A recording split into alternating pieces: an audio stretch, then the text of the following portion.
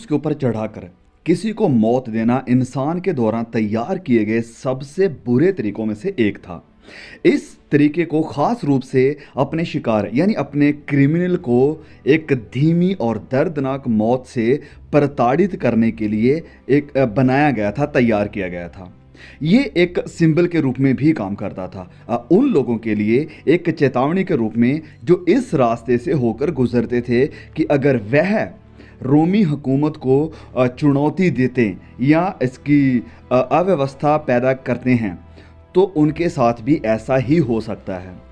क्रूस के ऊपर चढ़ाकर किसी को मौत देना, इस तरीके से मारने का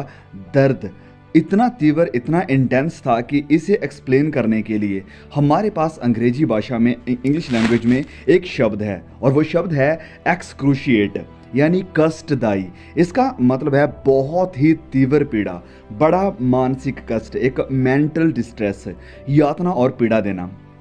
एक विशेष घटना मसीह यीशु के सूले के ऊपर चढ़ने से ठीक पहले घटी,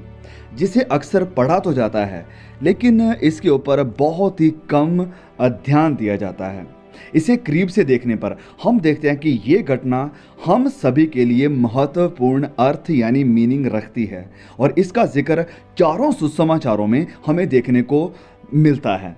जिसमें मरकुस का सुसमाचार सबसे ज़्यादा डिटेल्स में हमें इंफॉर्मेशन देता है। रिलीज ऑफ अ प्रिजनर, प्रभु यीशु को पकड़ा गया, उसे हाई प्रीस्ट के सामने लाया गया, फिर अलग अलग गवर्नर के सामने ट्रायल्स के लिए मसीह यीशु को पेश किया गया। लेकिन इस सारी स्टोरी में, इस सारी कहानी में एक अनयूजुअल कैरेक्टर, एक इंसान गॉस्पेल स्टोरी के बीच में आता है और वो है बरअब्बास। यस,